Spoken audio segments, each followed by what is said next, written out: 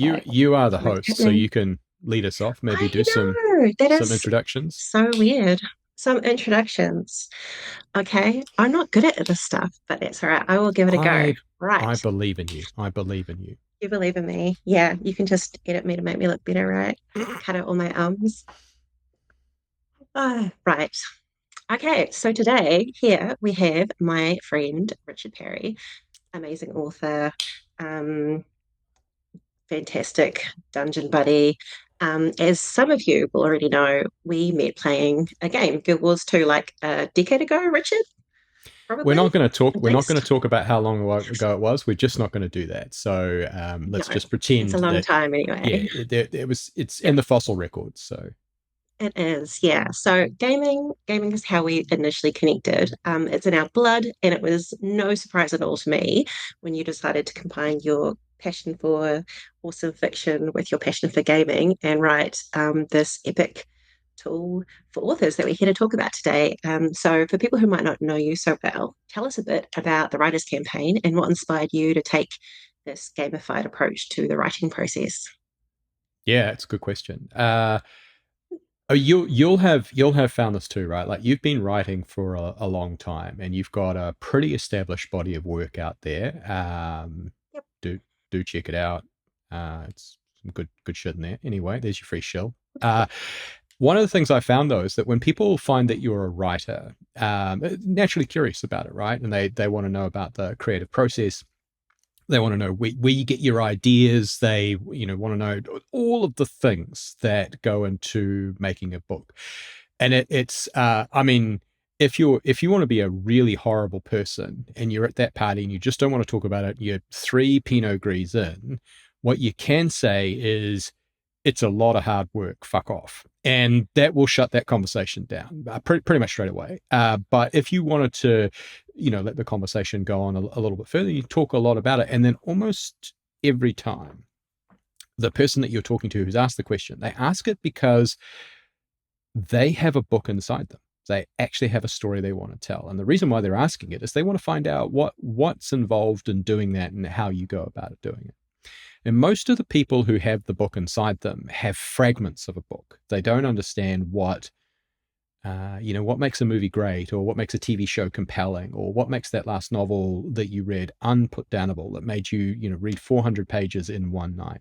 And uh, there's a lot of ways that various writers have throughout time tried to construct systems around this. Probably the most well-known one is the three-act structure that movies follow. Yeah. Uh, and so you can say, well, hey, dog, here's how you do a three-act structure. The problem is that books tend to be a bit longer than movies and have a bit more in them.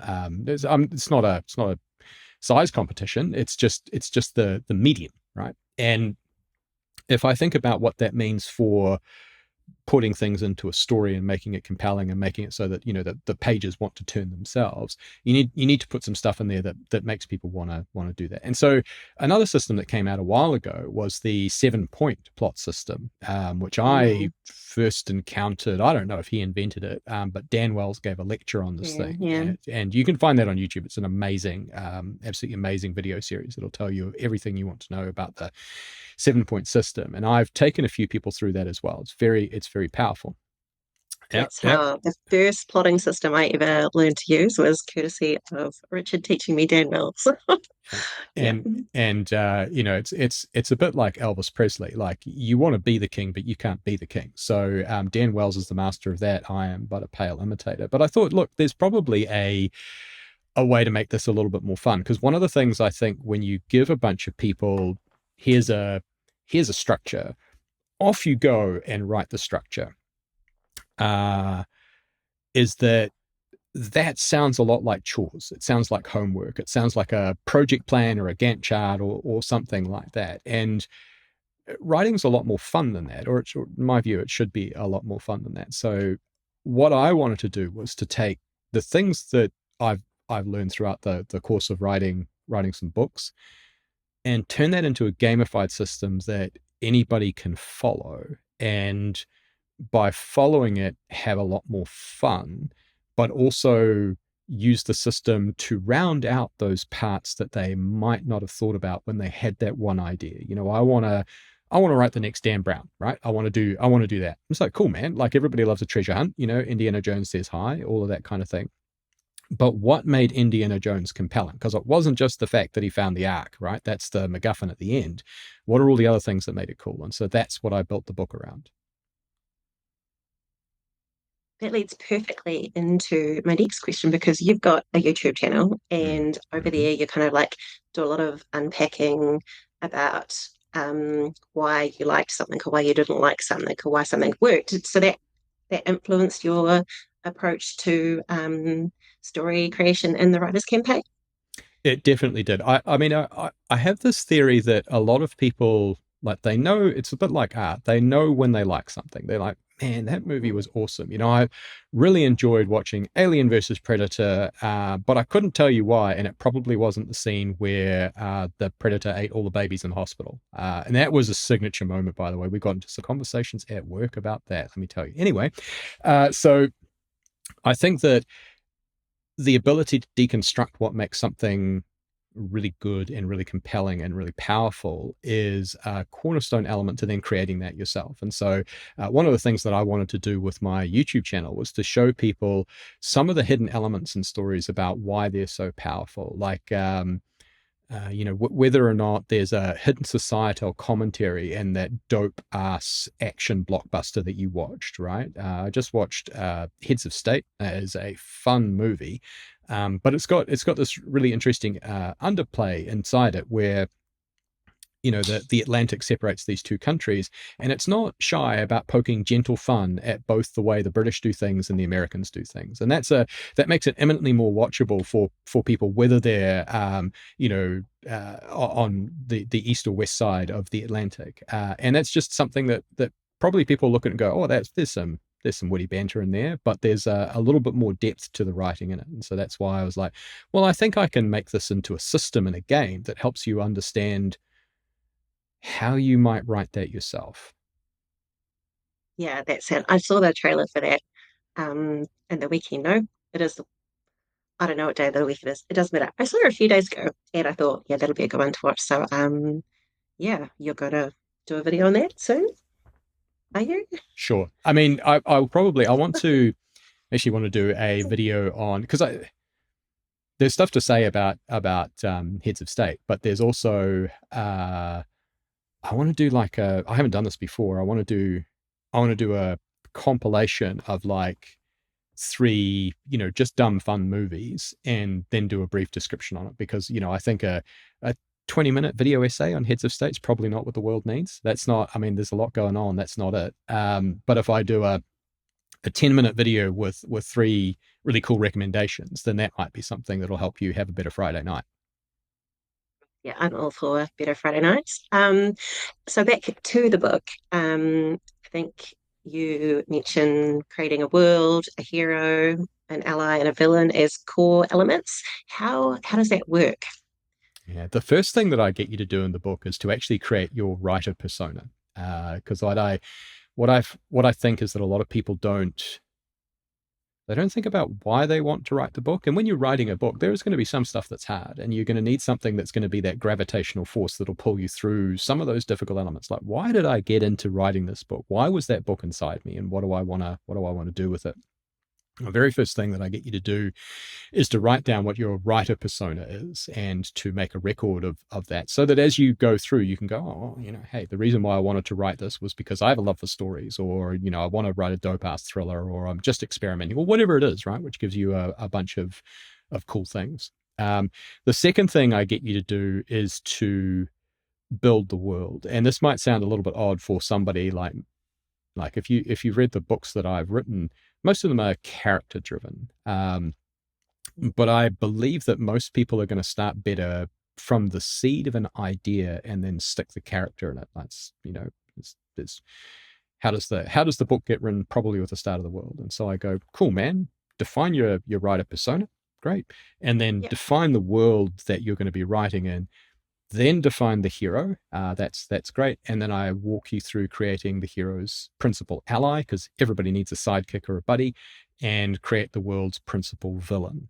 And then after those are built and constructed, I then get into how you go about building the compelling moments throughout the plot that you're constructing to make those elements, the world, the hero, the ally, and the villain, all interact together, which will be the thing that will create your Awesome. story into an unforgettable masterpiece. It sounds super fun, and I'm really keen to see how this works. For the record, I think you sent me like the first chapter. Mm-hmm. So I haven't seen any more than that, but we're going to get you to lead the way Mm-hmm. and be the game master in this situation. And let's get into it. I've got my dice downloaded on my phone, and hopefully I remember which way to flick them to make them work. Lead on. We're gonna have so much fun. All right, sounds great. So Okay, I cool. have something I prepared earlier, which is my manuscript on the iPad here. So if Very I look handy. down, I'm not checking my messages or surfing the web. I'm not bored. I'm looking at the book.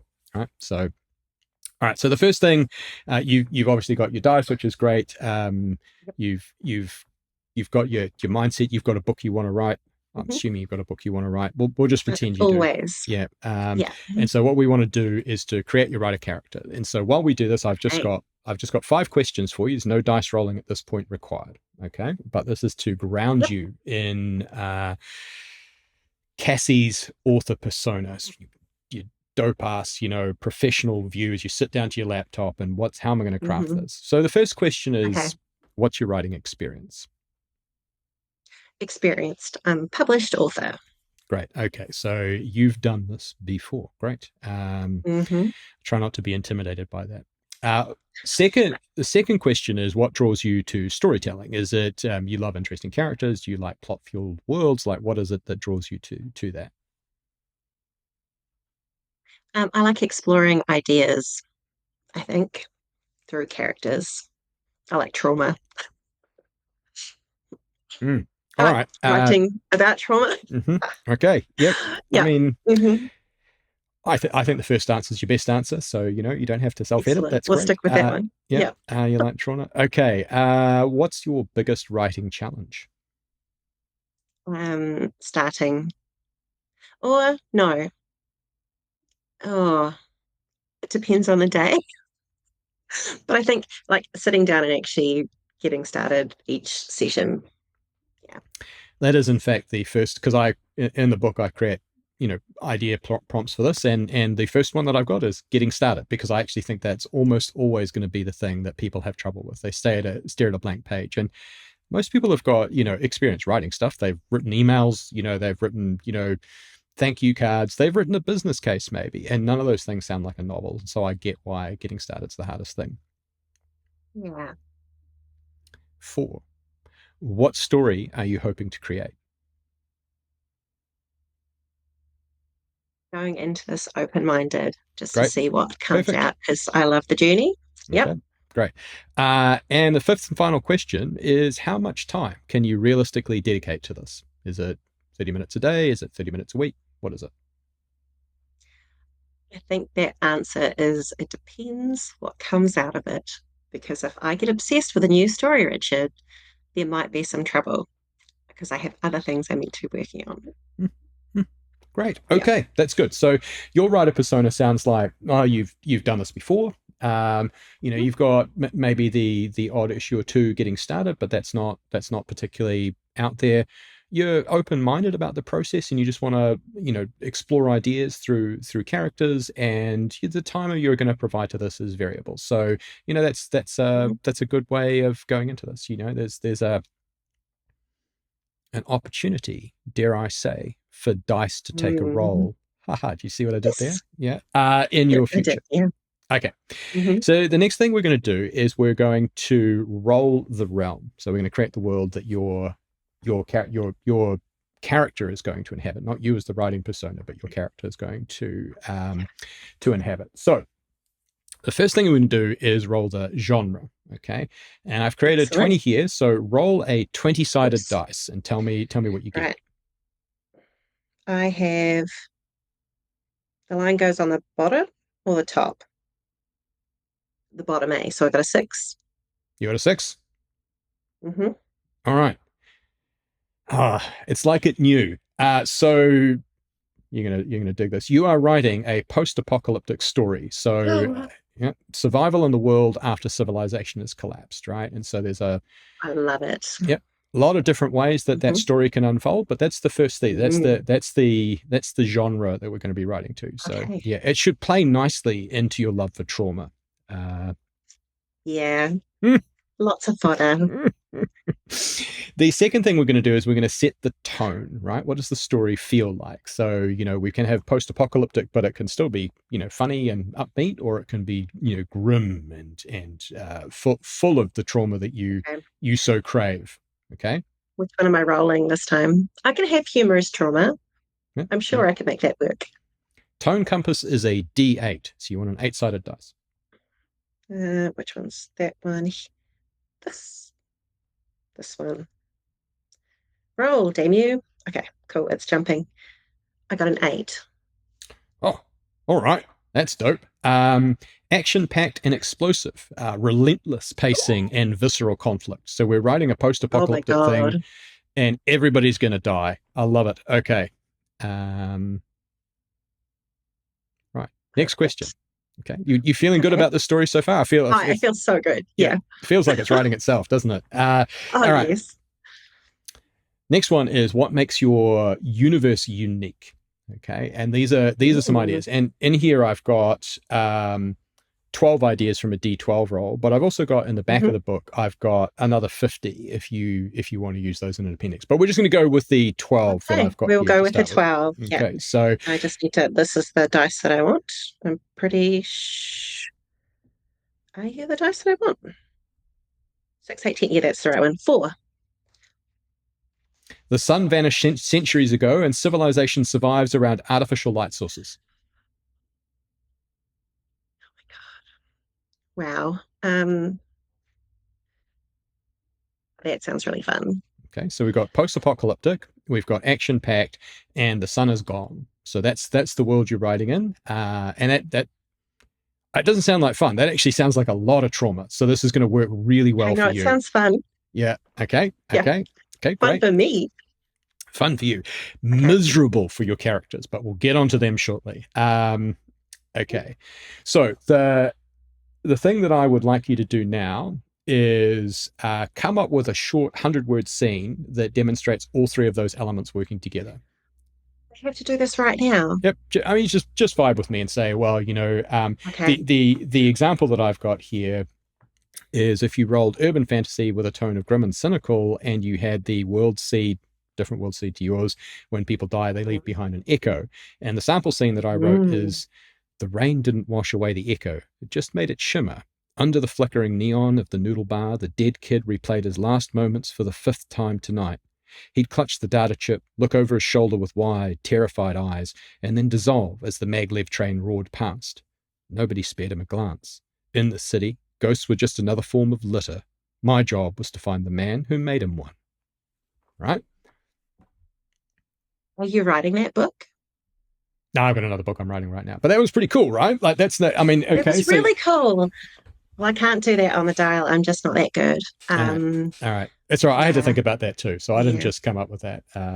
Yeah. No, that's I'm gonna write it down. I'm not gonna I mean, obviously I can't spew out 100 words right this minute. Um snippet. But anyway, I'm thinking definitely so it's going to be interesting to make the humanities fire around artificial light sources also action packed and explosive. And I'm wondering if maybe there's a possibility for obviously I can explode something to try and create new heat and light. That could be something to have fun with.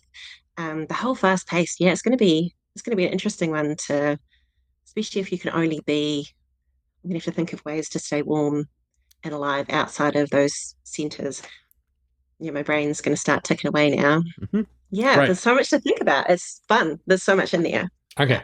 Cool. So we've now done that, and I'm not going to take you through the advanced options because even though you're an accomplished writer, there's only so much trauma the world can take. But I've got a section in here like you can do genre hybridization if you wanted to. You could do Oh yeah, cool. you could do gothic meets horror, which becomes your vampire thing or whatever, right? So lots of Yep, options for genre you. of my heart. Mhm. Hmm. Second chapter. So we're already ripping through. We've done the first chapter. We've had a great time. We know why you're writing this book. We know who you are, and we know what world you're writing the story in. Fucking amazing. We're making great progress, aren't we? Like, Yeah, yeah, yeah. yeah. And I'm Okay. excited, which is actually, like it's a great result, right? Right there. Okay. I'm delighted. Okay. Chapter 2 is character creation. So this is actually your hero. And this is the main protagonist. And I totally get that many books have multiple people inside them, and you can certainly write a party-based story. But for the purposes of this exercise, for writing this book, we're gonna stick with one Hmm. main hero. Okay, so uh first part is the archetype foundation. And so, what we want to do is to find out what kind of person, intrinsic person, your hero is. And so, we need a D12 roll. Okay. Okay, cool. Yep, I remember which one that is. I have a 12. Okay. A professional. They're the best at what they do, and they're defined by their job and their code. Ooh. You know what? I'm not sure how many super proficient characters I've written, so that would be really interesting. Mhm. This person is not racked by trauma. They know what they're on about, right? No, You can give I them do. trauma. You totally give them I was trauma. just going to say, I can totally traumatize them. Yeah. Mhm. Okay, love it. Okay, now this is the super important part. We're going to give them a drive. Okay, and so we've gotten here the breakdown between the want and the need, right? And so Yeah. for those of you out there who are not authors, a want is I want to be president, right? But the need is I just need somebody to love me. Those are two different things, right? Mm, And a lot of characters don't know what they need, but they probably know what they want. So we're going to do two things, right? So uh, yeah. D10 roll for a want. Okay. Um, you, my friend, are a D10. Oh, 4. Okay. Your professional wants to discover a hidden truth or solve a deep mystery. You know, Mm, maybe they're an investigator and they've been hired to do something, or they've uncovered a secret tome that tells why the sun went dark or whatever. But that's their want. They want to uncover a yes. yeah. Okay. Yep. What do they need? Another D10 roll. Let's hear it. Okay. Oh, I lost him already. Come here, you. Flick. Just need him to come down the screen a little bit. He's not shoveling. So that's a 9. Oh, 9. They want to take they need to take responsibility for their own actions. Ooh, that's a great combination. Mm-hmm. Excellent. Okay, so we've got your Um, hero's wants and needs, which should drive mhm. some uncomfortable moments for them. Interesting Yeah. conflict. Yeah. Okay. Hmm. And because you're such a lover of trauma, you're going to probably find this next one the best one, which is their fatal flaw. So we need another D10 roll. Let's find out Another what their fatal flaw D10. is. Give me something. A 2. Paranoia. They trust no one and see betrayal around every corner. Oh, lovely. That's yeah. That's gonna make it interesting. Mm-hmm. They're a professional, and they're paranoid about it. Wow. Mm. I wonder what their performance reviews with their boss is like. Okay. They wouldn't believe them anyway, would they? Oh, okay. The final thing you need to do is to name your character. And I put in the book that it's unkind to kill unnamed bastards. So that's why we do this. We're going to name them. So Right. just come up with a name. Um, I really hate naming things.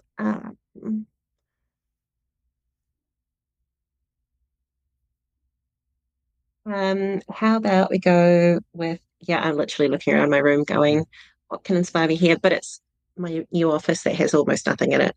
So, um, we could, Maybe they're named after a color because if the sun's died and colors are rare, they could be called purple. True. It could be. Yep. Yeah, well, that's the color of my wool at the moment, so let's just call them purple for now. Because they might have a code name too, like that's their persona, their professional persona. 100%. Mm, So yeah. at the end of this chapter, I give you another challenge to write something. And again, you don't have to do this right now because it'll feel like pressure, but I get you to do the character pitch. So what I want you Okay. to do is to write a character pitch. So the example would be that I've provided here a survivor archetype who wants to find the legendary safe haven but needs to learn to trust others. Their fatal flaw is paranoia. And then I get you to write that down as a paragraph. And so what I've written here is an example for you. Jax is a survivor, plain and simple. He's lived through the collapse by following one rule: trust no one. His single minded goal is to reach the rumored sanctuary of Haven, the one place the toxic jungle can't touch. But every potential ally he meets is just another threat in his eyes, his paranoia screaming that they'll betray him for his supplies. He may well reach his destination, but he's in danger of arriving utterly and irrevocably alone. Was each of your examples from a different story? Yeah. Or are Why you, why would you why would you want yeah? to be predictable? Yeah. Well, I'm just curious. That's Mm-hmm. all. Mm-hmm. None of them, I mean, probably. I could have made them all from the same thing, but then somebody would go, "Well, hang on, man. Like, does this work for other genres and other heroes and other archetypes?" Okay. True. Yes. Good point. Yeah. Okay. We're going to need to have an inciting incident now. So we're going to take a break from making heroes, and we're going to have an inciting incident. So, Okay. uh, this is the kind of moment where we take the character from their life, their normal routine. Like, I mean, maybe their world is absolutely just screwed, right? We get it. It But is. Yeah. they're comfortable with it being screwed, and we need to take them out of their happy life or their trauma-induced nightmare and put them somewhere else, right? It's the Yeah. domino moment. So the first thing we need is the catalyst. So roll a d8.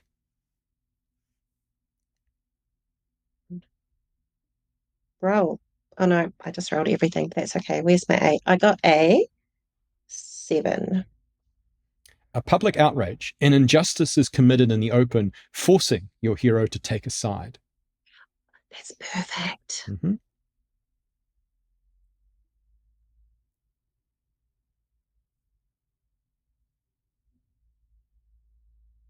Excellent. What's the next one? Okay, so now we're going to go into the specifics of that thing. So I've got these subtables. So you rolled a public outrage, right? Yeah. Okay, public outrage. Roll a d6. The most boring dice. Yeah. I got a 2. A new law is passed that strips a segment of the population of their rights.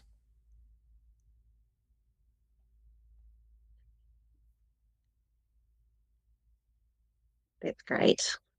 Man, so your professional is going to be dealing with some stuff at this point, right? They've got some tight wants and needs, and now we've. Mhm. Oh, okay, good. Do I want to get you to do the constraint challenge? Nope, we're going to keep on going. We're going to go into allies and enemies now. Okay. Okay, so Okay. Alrighty. okay, so we've got So your what is recital. the constraints thing just for what is that about? Write at least 150 word scene capturing the inciting incident. Show us the before and after for your character. Right. Okay. Yeah. Cool. Okay. All right. Give me some allies or Okay. enemies or Yeah. both.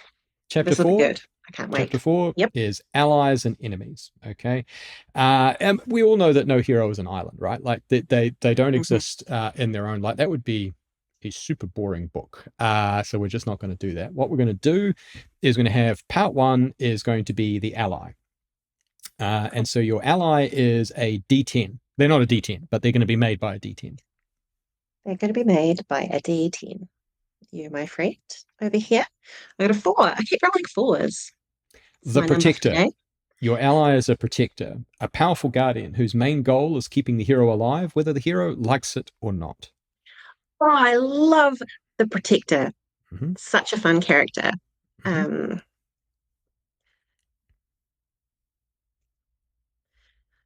especially because the main character is not going to trust them. So, Deep paranoia, trust issues, and somebody who's just trying to help them out. Wow, what a yeah. yeah. There's a lot of therapy in there for somebody. Okay, their connection is a D6. So give me a D6 roll. Okay. Alrighty. I got another four. Okay, they share a dark secret from the past. Oh, and that plays perfectly into needing to take responsibility for their own actions.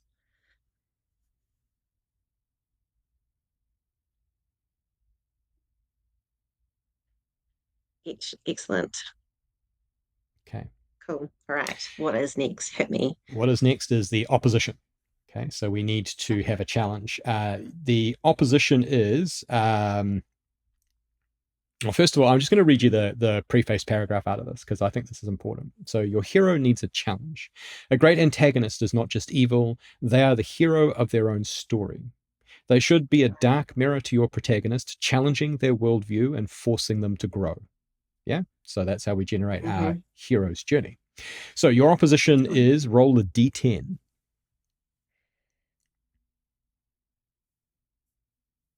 3. The well intentioned extremist. Oh, wow, this is so good for a post apocalyptic world.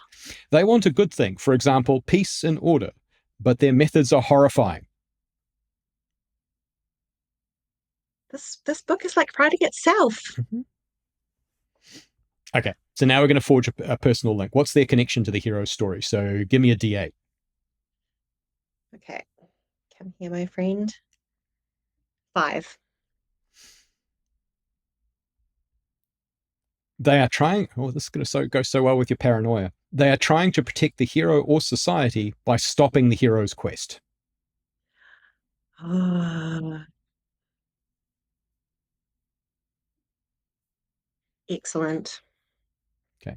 At this point, I would get you to create a journal entry for your opposition and think about what twisted Um, way might your hero respect or even understand their motives, right? Because, yeah. you don't just want them to wear an evil shaped t shirt. You want the hero to go, oh, man, maybe in a different universe, I would understand that. Okay. Yeah. Part 3 is the secret. Great relationships are never static. They are full of secrets and hidden agendas that create tension. So we're Mm. going to add some tension. Give me a d6 roll. Roll. Oh, not that one. No, come here, you. I lost it. One moment. How did I disappear you? 5. Great. So you can apply this option to either your ally or your opposition. Okay. Mm-hmm. They let the inciting incident happen on purpose. Excellent. Ooh, okay. Excellent. There we are. Okay, cool. Oh my goodness. This is really like it's actually really juicy. Thank you. Hopefully, it should get you Yeah. really vibing with what the story could be. Okay, our board is set and everything is lined up and good to go. Now, I think we should leave it there because we don't want to go through this whole book. That would be boring. But Okay. we can do one final chapter, Okay. What is that? the first act. So this is when we get into Oh, yeah. yep, cool. So this is the opening sequence, and the first part about this is the refusal of the call. Right. So a smart hero does not just dive into danger. You don't say, mate, there's a dragon. Need you to go sort that out because your average person's going to go, Uh, nah, just not that interested. yeah. Appreciate the offer, but not that interested. So give me a D10 roll. D10. Okay. This one here. I have another 4. Another 4. Predictable. Oh, it's like new. Oh, It's like it knew that you love trauma. Okay, so number 4, the reason why your hero does not answer the call immediately is because they have mm. addiction. They ignore the problem by retreating into their vice. Okay. Nice. Oh, I'm just now going to think about what kind of fun addictions there would be on a planet with no sun. Mm, mm. It's going to be Yeah, drugs. Uh, yeah. But I got to think of something a little bit different. Yeah, we're gonna, than just the regular drugs, of course. okay. Crossing the first threshold. Okay. So, what definitive action makes it impossible for the hero to go back? They cross the threshold by rolling a D8. D8, my friend. Oh, I just keep swiping in the wrong direction and losing them. Come here. There you are. I got an 8. You've got an 8. Okay. So obviously our hero cannot hesitate forever. Something must force them into doing this. And so your 8 is they invest their entire life savings or reputation into something. Okay. So they're paranoid, they're a professional, they don't want to cross the Addict. threshold, they're an addict of some kind, and then they've invested their entire life savings into something, which means they must go forward. Oh,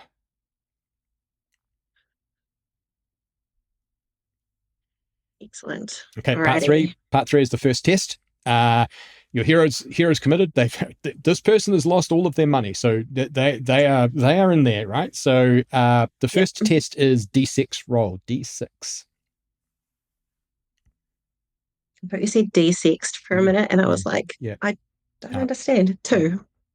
A social challenge. They need to get information from an uncooperative source, bluff their way into a secure area, or win a debate. That's going to be so much fun for somebody who's paranoid. Yep.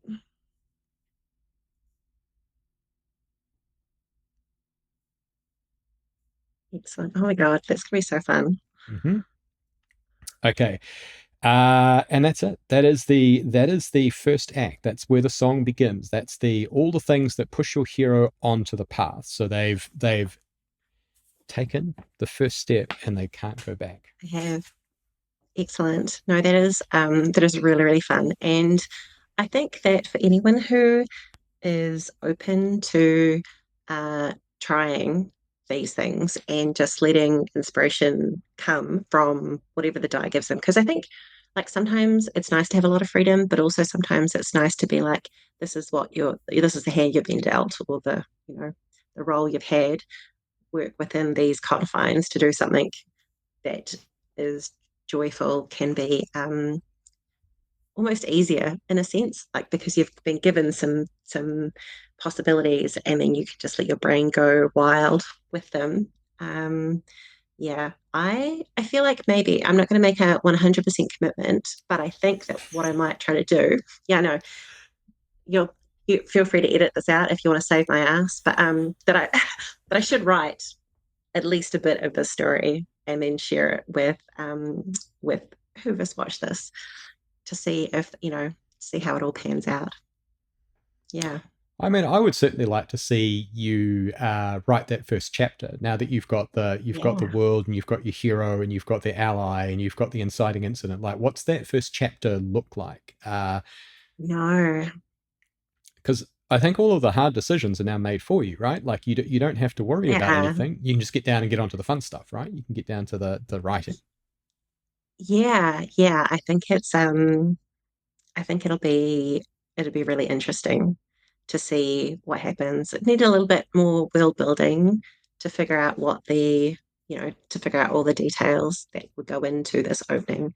Because I think it's it's a bit more of a challenge for me, being a very proficient character. Because I think often my characters are a little bit of a mess, like myself. you know, but also, this person's paranoid and has some issues, and that's something I can dig into.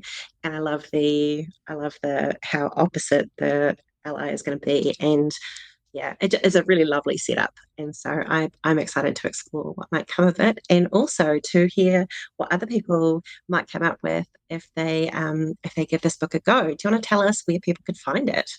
Yeah, sure. So you can find it from every bookstore in the universe at books2read.com with the number two, books number two read.com/ the writers campaign, all one word. And you can pick your retailer of choice. because I've never written anything like this before, I've got absolutely no idea whether people are going to like it or if I'm even good at writing something like this. So it's on a ridiculously low introductory price of 99 cents. So it's Oh essentially my God, that is cheap. this. It is pretty cheap, and it's got a lot of tables in there. You can find for somebody like you. I think you would like to go to the appendix because I put a bunch of stuff in there about more world seeds or more hero backstories, bunch of things that would allow you to dig deeper into the character motivations. But the guided path of the book will take you through the very streamlined and very what I hope is a very accessible model of going forward into writing your Oh, story. definitely. And like I said, I've only read the first chapter that you sent through to me, but I love the tone of it, and it's very inviting. It's very much your own kind of call to action, as it was. Yeah. Thank you so much. This was seriously fun. And I'm going to play with this for sure. I encourage everyone to pick up this book or share it with someone you know who is trying to come up with some new ideas or who wants to get into writing, may not have done it before. Yeah, and also check out Richard's other books because they are awesome as well. Oh, thank you. Yeah, thanks so much, Richard. Oh, thank you. This has been fun. I do want you to write that story. You Yeah. are gifted with an understanding of trauma, so I feel like this would be a very good thing to watch you write. Yeah, I think it will be. I think it'll be super fun, and something a little bit different for me too. And you know how much I like a good challenge. Because you don't have enough. All right, great. Love it. Awesome. Thank you for having me. And yeah, let's see what people create. I can't wait to read Yeah, these stories. I'd just love to see them. yeah, awesome. Thank you so much.